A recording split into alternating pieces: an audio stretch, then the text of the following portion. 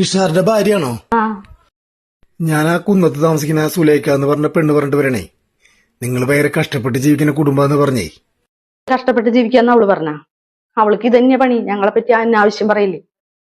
ഇത് വാടക വീടാണോ? ആ ഇതവളെന്നെ പറഞ്ഞേ, ഞങ്ങള് വാടക വീട്ടിലാണ്, ഞങ്ങള് വാടക കൊടുക്കാൻ പൈസ ഇല്ലാണ്ട് ബുദ്ധിമുട്ടി ജീവിക്കാന്ന് അവള് പറഞ്ഞ.